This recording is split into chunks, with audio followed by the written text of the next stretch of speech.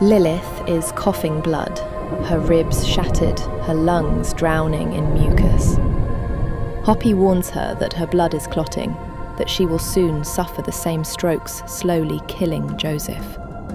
She must rest.